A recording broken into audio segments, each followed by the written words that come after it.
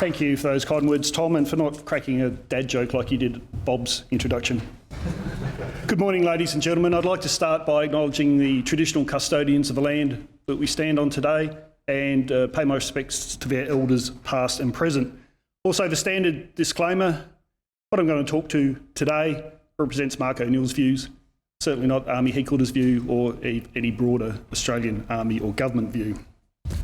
So the Advise Harder title comes from a session we had with the senior Australian officer at Camp Baker very early in our tour of the 205th Cat rotation in 2014. It was early in our tour, it was early in the fighting season, and my subordinates and I had been unpacking to this senior officer the issues that we had found as part of the handover takeover across our various branches within the 205th Hero Corps. It didn't please the Brigadier, and his departing gift to us was an exhortation to advise harder, and he walked out. Now, my subbies thought that was hilarious, but I was just scratching my head, thinking out of all the preparation we've had, all the doctrine we haven't had, and more on that in a moment, the guidance from the senior officer was to advise harder. Was that a mission task verb? Was there other guidance forthcoming? It never turned up. And herein lies part of the problem, I think, with the subject matter we're dealing with today. It's my contention that the tools and knowledge required to prepare the advisor force and then provide them ongoing advice are poorly developed and often ephemeral. To answer the question that Major General Simon posed earlier, we really have no doctrine on this matter. In fact, hesitant to use props, but this is the doctrine that we have.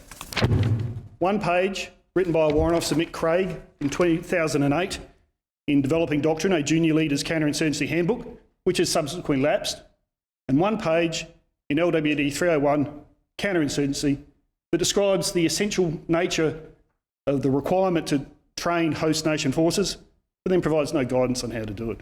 That's it. Out of the thousands of pages, the many gigabytes and terabytes of Australian Army doctrine. So the problem that Bob described earlier is with us alive and present today. Mission preparation, I contend, is reliant on an inadequate and essentially ad hoc system of personal contact and advice from those who have preceded you. We do some force prep. The language training is inadequate, particularly for principal advisors. If you don't understand language, it's been my experience, you actually don't have clues to the culture, because language and culture are inextricably linked. We do some cultural training, but that, to my mind, is often at the expense of the professional mastery of the individual advisor. Professional mastery is actually what our Indigenous counterparts want from us to transfer to them, not some half-baked version of our understanding of their culture. That's simply an enabler. And finally, we have our scenario training, which at face value would lead a reasonable observer to think that all your Indigenous counterparts are queuing up to kill you, and every day at the office ends in a gunfight and a mass casualty situation. Didn't happen once in my tour, or any of my tours, in fact. Perhaps any success that Australian Army advisory missions have had is despite this system rather than because of it. And I also think that contemporary enthusiasm for conducting these missions in conflict zones is actually disproportionate, inversely disproportionate, to the actual understanding of the requirements of these missions amongst Western nations. Yet the record of Iraq, 2003 to 11, Afghanistan ongoing, and Iraq Redux suggests that this is a problem set that is not going away. And it's certainly not a new problem that we're facing based on what we just heard from Bob. European powers, in fact, confronted this in the 19th century when they were developing Indigenous troops which were vital to the maintenance of their contested empires. And in the latter half of the last century, the US in Vietnam in Latin America, Australia in Vietnam, the UK in Oman, and the apartheid-era South Africans in Southwest Africa all had experience with engagement with developing Indigenous forces. My thesis conducted at this university examined the conduct of counterinsurgency by interventionist states. It proposed a theoretical model with the principles of counter-violence, counter-organisation, counter-subversion and preemption. Building partner capacity, train advisor assist or Indigenous security capability goes to the heart of all four of these. So I'd suggest, based on my research, that understanding of this is vital if intervening powers, such as Australia, are to have any success any future counterinsurgency endeavours. So my aim today is to further the development of thought and practice regarding Australian Army advisory missions. This presentation is formed by critical reflection on my experience of the conduct of contemporary advisory operations and informed by discussions with many peers and colleagues. I'd particularly like to acknowledge Colonel Brett Challoner, Lieutenant Colonel Joshua Jardine, Lieutenant Colonel Bill O'Donnell, my interpreter Saeed Hazin, and my G5 counterpart, Hashimi Aziz from the 205th Corps, has been key to influencing these opinions. This has led me to propose 10 guiding principles. I forgot I had slides. Which, in the absence of definitive guidance from doctrine, might provide us a way ahead. These are a personal answer to the problem rather than an academic discourse, trying to make a sense of what right looks like so that we can move forward without making too many egregious mistakes. I'm not proposing a new catechism for COIN. These thoughts are offered for guidance rather than dogmatic adherence. And they are derived from critical thinking on my experiences in Mozambique, Iraq and Afghanistan, empirical knowledge based on involvement in these activities rather than just reading books, but tempered by propositional knowledge gained through my research and my doctorate. At first blush, these principles may seem high level and operational, but it should become apparent that the guidance has utility all of the way down to the tactical interface between the advisor and the Indigenous troops. So the first principle. You're probably all familiar with the apocryphal Irish joke of some tourists travelling in Outback Island, for want of a better term, and they're trying to find their way to Derry, and they pull over and they ask a local farmhand for road directions. And the first thing the guy says is, well, I wouldn't be starting from here. That's pretty much true of many of the operations I've participated in. Strategic or political wariness and impatience about commitment notwithstanding, the record tells us that short-term vision leads to creeping incrementalism and inconsistency. We must have a holistic view of the nose-to-tail process of developing Indigenous forces at the start, a sense of what you want to achieve and how you want to deliver it. And so I took some heart from what Mr. Andrews said this morning. Because an awareness of this perhaps isn't always manifest. This is because building Indigenous capacity is not a singular event at a point in time, or in fact in one deployment. It is a continuous path. The keywords here are design and continuum. Creeping incrementalism is the slow path to failure. An example, when I was in Iraq in 07 and 08, I saw the example of the then training team in the south. And the method of train, advise, assist adopted by Australians clearly, and this is not a criticism of the individuals in the team, but they clearly did not factor in the actual subsequent employment of that force. Training was a singular event, delivered in a classroom manner, but obviously satisfied Australian force protection concerns, rather than a design for the successful development and ongoing employment of that Iraqi force. There was no ongoing TAA in the field or a military training team, as for example provided by the 1st MEF in El Anbar to the formations they were training. And we saw the results in Charge of the Knights, and Richard might talk about this soon, where the Australian mentored units on first contact, without that backbone provided by advisors, essentially ran. I believe some of them may have stopped by now. And there are many examples from Afghanistan, perhaps too numerous to mention here. Second principle, and this goes to something that Bob was talking about. An alternative name for this principle perhaps is curb your enthusiasms. The path to building partner capacity perdition in Afghanistan is paved with the corpses of good idea fairies, which fail to appreciate the organic Indigenous capabilities and limitations of our sovereign partners. The G3 and I, Josh Jardine, were of the view that the right fit for the ANA would have been an Australian-era Vietnam analogue industrial army. What we were presenting was something quite more advanced than that. The 4th Brigade 205th, something close and known to many Australians here in this room, actually proved this concept to us late in our tour when they successfully conducted a combined arms operation off their own bat, or their own initiative, up at Gizab in the vicinity of the boundary between Daikundai and Uruzgan provinces. Another example of getting this wrong was with our EOD reporting, IED reporting I should say. We developed a fantastic 9-liner which we handed out to a force which was illiterate and didn't have radios. And we wondered why we didn't get IED reporting. We subsequently changed that to a postcard thing with pictures that they could circle what they were seeing and then send that via carrier pigeon back. We started to get a little bit more EOD reporting. And finally, the force generation model that we insisted on versus the method of employment of Iraqi forces when we wished to go on operations and manoeuvre. We created 1 million FOBs and COPs across the countryside, which we then handed over to the Afghans because they've never seen a free FOB that they don't like. But with the force structure we'd given them, they became pinned to the FOBs. So we had that unedifying prospect, for example, during Op Bawa, our offensive operations series in the fighting season of 14, where one of my brigade commanders would tithe the checkpoints by driving a truck around his AO, collecting odd soldiers here and there to create a manoeuvre company that you could actually employ offensively. And finally, another way we get this wrong, and the phrase we used to use is, we cannot want this more than they do. I personally was responsible for generating a series of planning activities which essentially failed. We had one where we were really enthusiastic to go to Gorak, up on the Helmand Valley. Lots of heat and light generated. 3205, Corps Commander, didn't want to go there.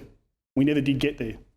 I had a grand design, which I convinced my Iraqi counterparts that we were going to go into Day Chopin. We never got there. So a sense of what we want to do versus what they want to do, and it alludes back to what Bob was talking about before, is very important. This goes to a matter already discussed as well. The literature tells us that trust and partnership are essential elements of building partner capacity, and that has been my personal experience. But that partnership requires all elements of train, advise, assist, accompany, and enable, albeit different levels depending where you are on the continuum of development, because without that, you will not generate the trust. So training speaks for itself. The advice piece I'd offer is that we need to be available 24/7. So if you're living on a separate FOB to your counterparts, you need to have a means of communication and all your language skills and or your interpreter so your counterpart can call you. Because things don't happen in business hours, they happen at 1 o'clock on the morning of Shombe and no one's around, so you have to be there. The assist part is important too. We have to add value, not complication. Some of our processes and rules for assistance actually generate such an overhead for administration that our counterparts will go, it's all too hard, we're not playing. The accompany part has fourfold benefit. There's reassurance to us that the partnered force is doing what we thought it was going to do, because often they sail out the gate and they come back and they tell you a story, and that may or may not represent what actually happened while they're out there. It's insurance that our effort is going to good use, and it helps with the assessment and the intelligence picture on the requirement to develop the force and where are we on the glide path. And finally, the enable part is the stuff that they need to do to get from us in the absence of having it themselves to fight. Particularly telling for us during this time was air support, the use of JTACs and aeromedical evacuation. Some people will tell you you can focus on doing just one of these, such as train and advise. I don't believe you can, unless someone else is just as intimately involved with the Indigenous force and picks up the pieces of those that you don't do. But once again, in my experience, this is both unlikely and implausible, because the attention bandwidth of your counterpart force will not tolerate multiple advisors. So if you choose to do just train, that's all they get till they're in contact. I know I wouldn't like to be in their shoes if that was the case. This next one's a personal favourite. Paraphrasing Bill Clinton, it's the war, stupid. Any building partner capacity effort comes to naught if the partner force is defeated in battle or loses the war. You can have a fantastic army on paper, but if you lose the war, that's it, game over. We must not and cannot lose sight of the current fight that our partner forces are involved in. We can't prioritise development of those partner forces over them winning the battle, because there's nothing left. You have ashes. We must balance development aspirations with the forces in being's requirement to succeed, not merely survive, in combat here and now. It's no good having a fantasy future force at some mythical point on a PowerPoint timeline projection at the expense of doing things that keeps them alive today. This is a real tension and it needs to be managed, and in my experience, we don't do it too well. An example would be the Regional Command South Force Development staff, who seem to regard the development of the ANSF as a project independent of a force actually in contact. Once again, this goes to the point that Bob made. It's my contention that in many cases our obsession with force protection actually makes us less safe. We've already unpacked the issue of trust. My experience was, particularly in Afghanistan, our partners were very alert to our posture.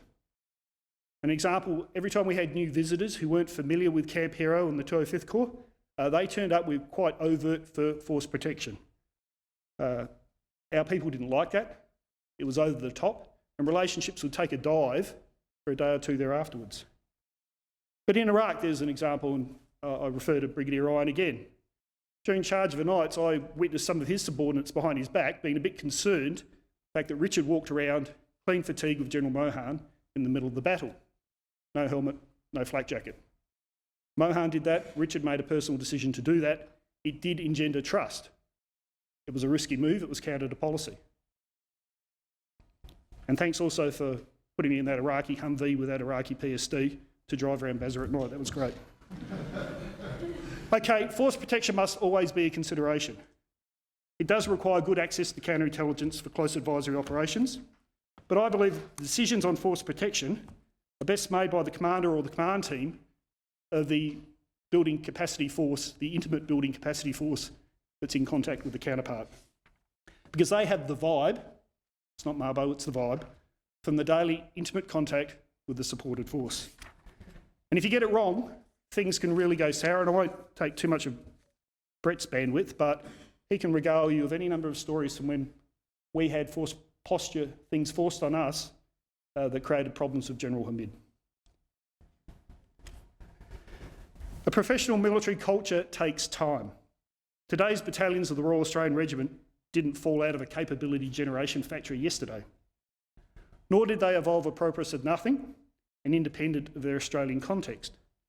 And yet we seem to think that in a 3 to 4 year commitment, broken into 6 to 8 month lots of force development, that will cut the mustard. Now, this principle applies to the strategic, operational and tactical levels of the commitment. But I think it's particularly salient for the tactical level advisor. A colleague at the Multinational Force Counterinsurgency Centre for Excellence in 2007, Lieutenant Colonel Fred Carroll, US Marines, a Louisianan, I'm not going to do his accent, used to say, this isn't the first dance that they have been to. That gives us a perspective. As the advisor, you're one of many dance partners, and it's most likely you're not the one who's going to get to take them home that night. Advisors should realise that and pace themselves. You are part of the continuum, and it won't all be solved on your watch. And this realisation can often be a relief for both you and, more importantly, your Indigenous counterpart, who's sick of every 8 months another Dudley Do-Right turns up who's going to win the war on his or her watch. The other obvious implication here goes to the management of rotations and personnel. I think there's a real tension between the Australian Army way of giving everyone a turn and actually developing true expertise for the mission. The American example of their Afghan Hands project in the context of that particular campaign, to me, shows a way ahead for these long-term commitments. And yes, it goes back to that discussion that Bob and Tom flagged before, I should say, about how do we do the people part of this. I don't think we have any sound thoughts on that, but I think it's something we need to think about. My experience of counterparts in Iraq and Afghanistan is that they generally warm to deeper relationships with trusted individuals. And in fact, the Indigenous cultures lend themselves to those style of relationships developing. This is a double-edged principle, managing expectations. For Indigenous partners, it's about consistency. So, for example, during our time at the 205th Cat, 4ID under General Paul LaCamera rotated out with the 1st Cavalry Division under Major General Bills.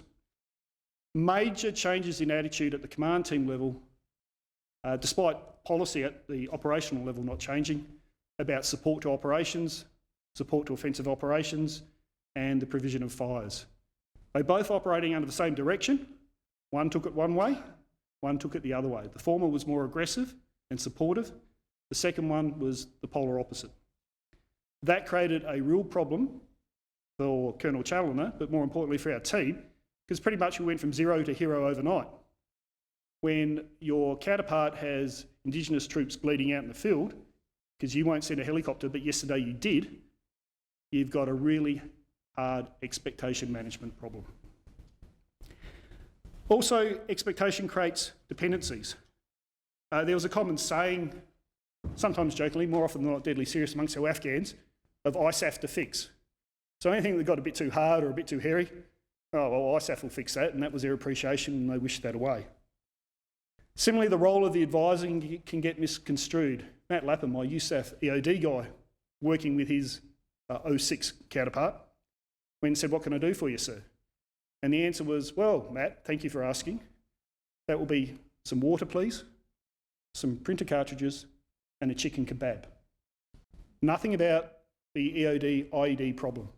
I do understand he got a very special chicken kebab. And this relates back to the first two of our principles here about the continuum and the force design. What we provide at various stages of the continuum will shape expectations, which in turn can become counterproductive. But this double-edged principle also applies to coalition partners and higher headquarters, who within their headquarters work in their own unique culture and don't necessarily understand the realities of Indigenous force abilities and limitations. This is not a criticism of the folks who work in headquarters, not by any means. It's just the fact that it needs to be managed and understood. It also relates to the next principle. This principle is perhaps the most simplest. I continually had the impression when I was in Afghanistan that I had two advisory responsibilities to two forces. One was to the ANA and the other one was to the US Army. Advising works both up and down, left and right. You, the advisor, give extant cultural, language and security issues, given the extant cultural, language and security issues, are effectively the ambassador for your Indigenous counterpart back into coalition world. They trust on you to represent their issues into this space. This also goes to your Indigenous counterpart trusting that you help them or protect them from some of the things that various coalition headquarter elements may unwittingly inflict upon them from time to time with the very best of intentions. I found that I spent at least 30% of my time advising RC South staff branches about what my ANA counterparts were doing and why they were doing it. And in doing so, you become a source of advice to coalition staff planners who have no daily and or intimate contact with the Indigenous counterparts. Left and right advice was often in respect to flanking formations. For example, police advisory teams working in our province or partner coalition assistance teams in neighbouring corps. That particularly came true for us with the 215th Cat over in Helmand in RC Southwest. Those who have been tracking the counterinsurgency cliches of the last 13 years will doubtless have heard the admonition from T. Lawrence. Do not try to do too much with your own hands. Better the Arabs do it tolerably than you do it perfectly. It is their war and you are there to help them, not to win it for them. While cliche, it's also right, and in my experience, most often ignored in our zero defect pursuit of excellence. But yet I've also observed the paradox in regard to this, characterised by two common sayings often heard from senior officers within 2014. One, we can't let them fail, and two, I don't want to see ISAF fingerprints all over this. Mutually contradictory terms sometimes. My team squared this circle by using the phrase, an Afghan good solution, as our internal code for what we were after. An Afghan good solution was recognition of the need to recognise what good enough looked like, both in aspiration and in reporting of assessment. Any Afghan good solution implicitly recognised the direction of Principle 2 already provided. And the key observation is that accepting good enough is often a big hang-up for the alpha-type personalities we are in the Western military.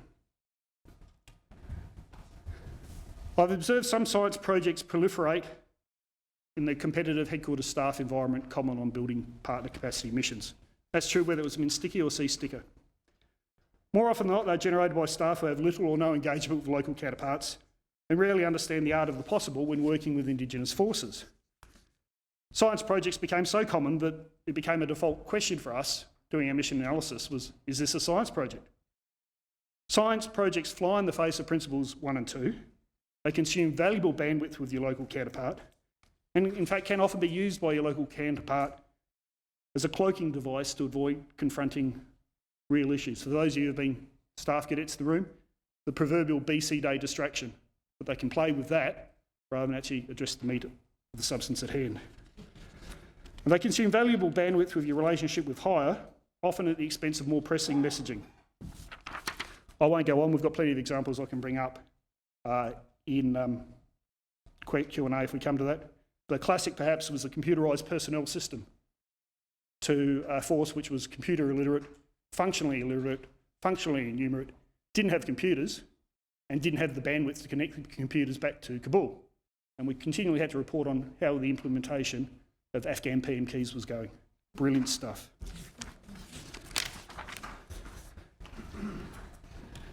So in conclusion, I'd emphasise there's actually a helix-type relationship between all of these principles. You see that they overlap. They're based on experience and observation and informed by the counterinsurgency bibliographic canon. But it's not dogma. Once again, paraphrasing George Orwell, ignore any of these principles rather than doing something operationally or tactically pointless. Thank you for your time and I welcome your questions.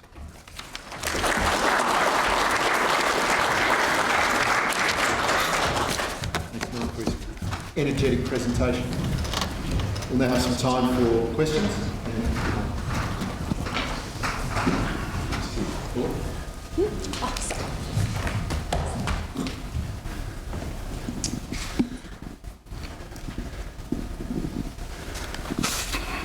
That's good. There's actually two guys there that I was hoping would not ask questions. G'day, Mark. If I can refer to your third point in the train advisor, assist, accompany and enable. I like all of the points you've put together and I can see that the benefit in the continuum. The challenge we have is if you looked at some of the slides we've seen this morning with lots of people lining the streets to mourn our war dead as they get carried off and brought home. If we do the accompany and we go outside the wire and we share the risk and we start to lose people, at what point will the mission fail because we'll be pulled home because of the unacceptable nature of that loss? How many people are you prepared to lose to enable that point to go forward? That's an excellent question, sir. And in fact, what we're conflating here is two different issues. What I was talking about today was how do you do these missions given the mission? Now, going back to your question, I would contend that if there is no willingness to engage in doing it right, okay, a sound government may be informed by a national security advisor, may be informed by some understanding of strategy and commitment, novel concept, wouldn't commit us to these things. You wouldn't go out to play an AFL game with half your side missing. So you either do it or you don't do it. For example, back in your space, you wouldn't go out on a maritime patrol activity without having your sensors turned on. It'd be pointless. Yes, you'd be there doing something, but you wouldn't actually be gathering intelligence or checking what was on the surface or whatever. The Air Force wouldn't accept that as a mission. Fly your Orion, don't turn any of the sensors on. And yet, somehow our joint force accepts go build partner capacity, but don't do it properly. And we get away with it, I'd contend, and this might be controversial, is because of ignorance and a failure to understand, which goes back to that lack of doctrine, that lack of understanding, that ad hocery in our understanding of the mission. And it goes to the question that I think Greg raised before about how would you go about designing a campaign to do this. The people who design the campaigns are equally perhaps ignorant of these things. So we had 60,000 people dead in the Great War. Now, just to help us with your question, because I suspect you've got your own answer, what level of casualty, death, injury do you think people would accept to do what Mark thinks we ought to do it properly?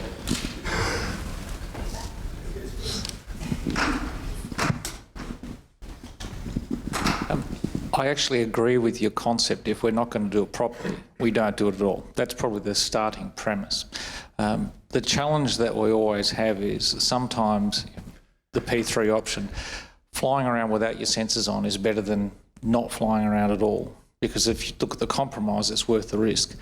If I look to a bunch of Air Force squadron COs who have had flying accidents and lost people, their attitude to risk, their attitude to accept risk and loss changes fundamentally after they've personally gone through that experience.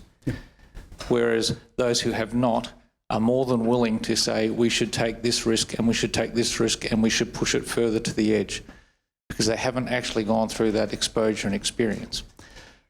I would also throw that if we look at the way the nation responded to 60,000 dead, we didn't have the Prime Minister turning up to the funerals of 60,000 people. We didn't have people marching through the streets to do that, to meet that. If we're not careful, we will actually write the ADF out of a job because we won't be able to tolerate the risk that we need to do our job. I think potentially we do need to go outside the wire, but we have to understand what that cost is and make sure that we are prepared, the organisation is prepared, the Australian people are prepared, and our political leaders actually have the courage to follow through with that process to enable us to build the plan, to build the continuum, and to be able to do the job. No disagreement from me, sir, on that point. Just two observations, if I may. Three. One, it all goes to national strategic interests. And if this stuff is not in Australia's national strategic interest, don't do it. And that tends to be quite binary. But the second point is, it's intriguing for me as a student of counterinsurgency, and I don't want to come across as a single issue zealot because I also do other things, but the way this particular mission set is seen as something not quite the same as war fighting. When you're in contact in one of these things, it feels like a war. And when you see the dead and the wounded, it still feels like a war. So we've got to be careful about there's war and then there's building partner capacity in counterinsurgency. I think that's a nonsense distinction. And finally, to that risk, and it goes back to a wider, more of my day job responsibilities, the wider strategic conversation that we're having. If you unpack the soon-to-be released unclassified version of the Australian military strategy and unpack all the implicit things that might fall out of that, that's a conversation equally I think we need to be having with the polity. So I wouldn't reserve that conversation to do we go outside the wire, but what is war? What does war mean? What is strategy about? And I think that's part of the missing dialogue nationally here. Question at the back. Thank you. Sir, Major Dave Sears. Firstly, I'd like to see your thesis. I'd be very interested to see that. Secondly, at the risk of... Add for library online. At the risk of pointing a bone, sir, where do you see the major or the largest breakdown in our system at the moment? Is it the training of our personnel for deployment as mentors and trainers? Is it the designing of the line of operation within the campaign plan, including the decisive points and the measures of effectiveness, the communication of that intent, or is it the commanders on the ground failing to pick up the commander's intent? And just for the tape, could we have your name and affiliation? Yep. Major Dave Sears, currently at OTW. Thank you, Dave. Excellent question. And my response to that is there's no one answer. Okay, we as the military and sometimes academics like a binary answer or a sole centre of gravity. This is it. It's all of that and more. Okay. I know in Army at the moment we're aware that we perceive some problems with our doctrine, our individual training and our professional development. And DGT, Brigadier Mick Ryan, is just tabling a massive report which is going to address some of that to CASAC. In fact, he has tabled it and it is moving out on that. I think there is a problem with the way we force prepare. I think there's a problem with the national dialogue about these sorts of things. I think there's a problem with risk aversion. I go back to that fundamental thing. I think somewhere along the way, we've lost track as a profession as to what we're about. And the creeping incrementalism that we've engaged with as an ADF in force design, consecutive white papers and Canberra fighting, along the way, somehow we've lost sight of what it is that armies do. Armies break stuff and kill people. And if you don't want to do that, don't have an army. And yes, they have broad utility across a whole range of activities and spectrums, and that needs to be told, explained and understood. But we don't have the narrative at the moment that conveys exactly what it is we should be about. Thank you. Question here. And we'll have to make this the last one. Mark, Brigadier Wade, Stothard Army Headquarters. Look, thanks for a pretty provocative presentation, I've got to say. High energy.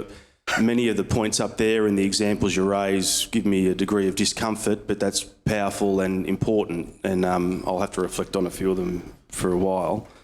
Look, I think context is key. Our place in the coalition, General Simons used the example of the Solomon Islands. earlier this morning, we had the lead. Simple problem by comparison to many of the places we've been. So, things that I'd raise just in terms of making a point, our place in the coalition, what actually is the mission from the government's perspective, not what we want it to be, what we're told it is. Giving government options to achieve that mission, and also the number of concurrent tasks we're trying to keep, enabled in our Defence Force to achieve are all relevant to that. So from a tactical level and from your place and, from the Afghanistan campaign, I can understand the frustration you feel with many of those things, but you also know that the context is key to why those frustrations appeared as they did. But look, my question is this one, and that is, I think timing is key. I was really interested by Bob Hall's sort of graph of the proficiency of the training that was occurring. If you're trying to do train, advise, assist, enable when the counterinsurgency is really hot, it's pretty hard. But if you get there early, really early, before it is a counterinsurgency, and you're developing capacity, you're training, you're advising and you're assisting and you're enabling early, what are our chances of success? Okay, so thank you for that.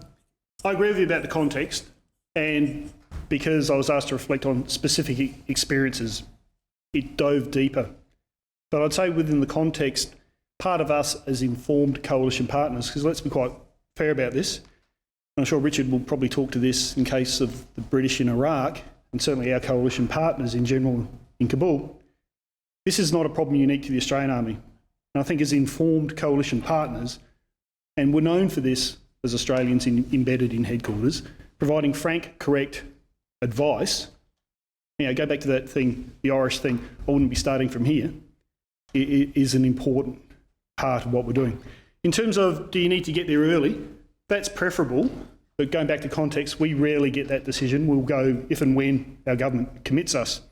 But history provides us plenty of examples of people who got there in the middle of the fight and did okay. So, unpalatable regime, but the apartheid era South Africans creating the South West African Force, SWATF, in Namibia, or what's now Namibia. Great example of how to build a force in contact with a capable, determined enemy and prevail. Okay, similar size organisation to ours, similar tactical ethos, worked really well. The British in Oman turned up in contact after Qaboos had his coup, and then built a force in contact, won a counterinsurgency, and the Oman we see today is the legacy of that. So these things aren't new, they can be done. In fact, I'd argue even a small case study, the surge in Iraq, 06, 07, 08, it all went to custard after that, but circumstances changed. We do know how to do this. So two things, I guess, context. Let's not confuse our reality with the right way of doing things. Doctrine being a guide for the right way, and then you modify it depending on mission, context, timing and all of that. And I guess what I was trying to outline here, but using specific tactical examples, was what right might look like, not what we think we can get away with. Because if you start from that position, I think you're on the path to perdition. Would you please thank Mark for his presentation?